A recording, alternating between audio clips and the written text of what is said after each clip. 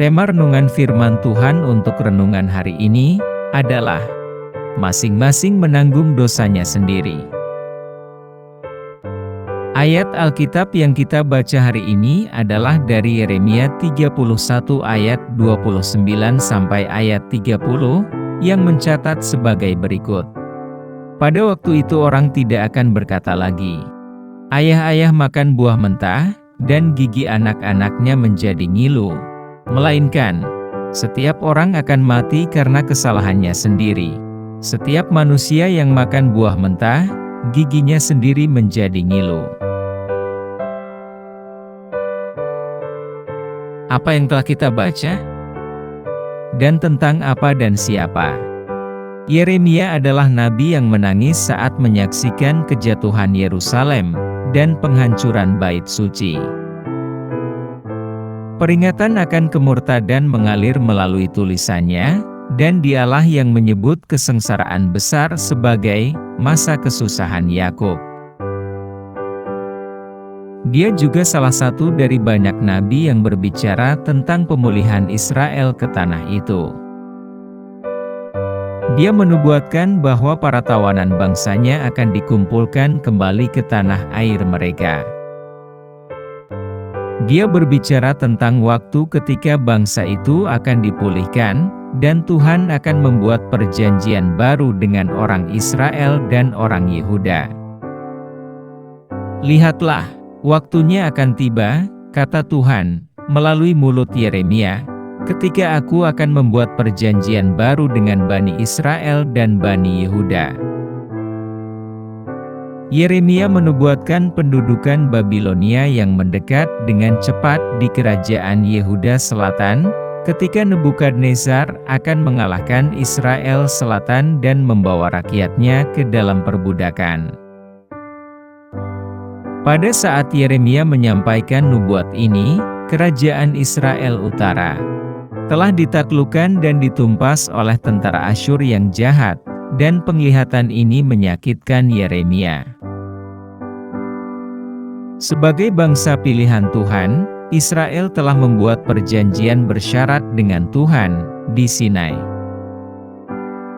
Mereka telah berjanji untuk menaati semua yang Allah katakan, dan Allah menjanjikan berkat jika Israel taat, tetapi dengan peringatan akan menimpakan kutukan bagi yang tidak taat.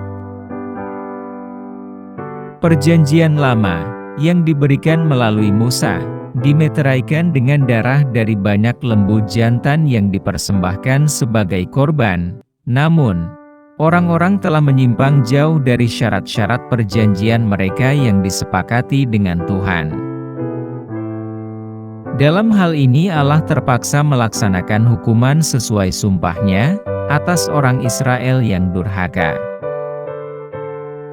Akan tetapi, tulisan-tulisan kenabian Yeremia juga menaruh harapan di hati umat sisa Israel yang setia, yang harus menanggung kehancuran yang mengerikan ini, karena Allah berjanji untuk membuat perjanjian baru dengan Israel yang mau bersatu. Itu adalah maksud Tuhan untuk sekali lagi menyatukan dua kerajaan yang terbagi dua. Tuhan berjanji akan mempersatukan mereka kembali sebagai satu bangsa di bawah kekuasaan Raja yang diurapi Tuhan, yang kita kenal, yaitu Yesus Kristus. Renungan hari ini ingin menekankan akan kebenaran perjanjian baru ini. Di sini nampaknya Yeremia mengutip perkataan yang diterima secara umum pada masanya, yaitu, "Ayah makan buah yang asam, dan gigi anaknya yang merasa ngilu." Pepatah atau sindiran ini mempromosikan gagasan bahwa penghakiman Tuhan atas Yehuda pada waktu itu adalah karena dosa nenek moyang mereka di masa lalu, walaupun generasi mereka sendiri relatif tidak bersalah. Inilah yang ingin disangkal oleh Nabi Yeremia dengan menyampaikan ide-ide dari perjanjian baru, di mana Tuhan dengan jelas menunjukkan bahwa Dia akan menghakimi individu atas dosa mereka sendiri. Konsep yang sama disampaikan oleh Nabi Yehezkiel dalam kitab Yehezkiel 18 ayat 1 sampai dengan ayat 3 yang berbunyi sebagai berikut. Maka datanglah firman Tuhan kepadaku. Ada apa dengan kamu, sehingga kamu mengucapkan kata sindiran ini di tanah Israel?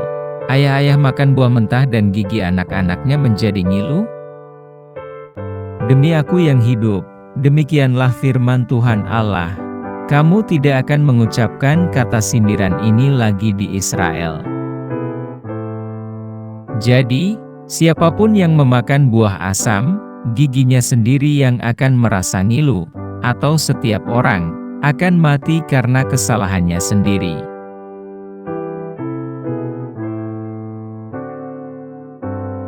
Apa pesan Tuhan bagi kita? Memang, Alkitab mengajarkan bahwa ada dosa turun-temurun, artinya semua manusia dilahirkan dalam keadaan berdosa. Jika kondisi Adam dan Hawa di Taman Eden tidak berdosa, tetapi dimungkinkan untuk berbuat dosa, karena pintu untuk berbuat dosa terbuka. Dan kondisi manusia sebelum Yesus datang ke dunia, mustahil untuk tidak berbuat dosa. Karena pintu untuk bisa hidup tanpa dosa, dalam kondisi tertutup, dan hanya bisa dibuka dari sisi Tuhan. Jadi orang Kristen tidak boleh percaya bahwa bayi lahir dalam keadaan suci, seperti kertas putih tanpa cacat. Setelah Yesus mati di kayu salib, dikuburkan dan dibangkitkan dari kematian, maka kondisi manusia adalah dimungkinkan untuk hidup tanpa dosa, dengan syarat percaya bahwa Yesus adalah Tuhan sendiri yang sanggup menebus dosa manusia, dan yang telah membuka pintu, yang memungkinkan kita hidup suci tanpa dosa. Karena Yesus adalah Tuhan itu sendiri, yang berkuasa untuk membuka pintu kehidupan bagi kita yang percaya. Itulah sebabnya umat Kristiani yang sudah lahir baru yang kondisinya masih berdosa harus berusaha untuk pindah atau hijrah ke keadaan tanpa dosa, karena sudah disucikan dalam darah Yesus. Ibrani 9 ayat 14 mencatat sebagai berikut. Betapa lebihnya darah Kristus, yang oleh Roh yang kekal telah mempersembahkan dirinya sendiri kepada Allah sebagai persembahan yang tak bercacat, akan menyucikan hati nurani kita dari perbuatan-perbuatan yang sia-sia, supaya kita dapat beribadah kepada Allah yang hidup.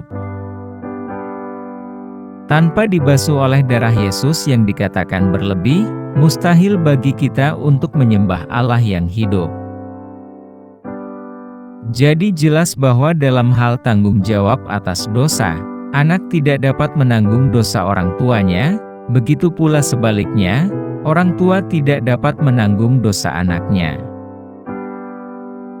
Oleh karena itu, umat Kristiani tidak perlu mendoakan orang tuanya yang sudah meninggal, karena itu hanya mubazir.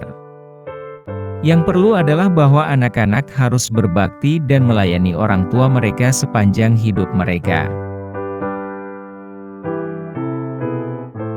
Apa yang harus kita terapkan dalam kehidupan kita?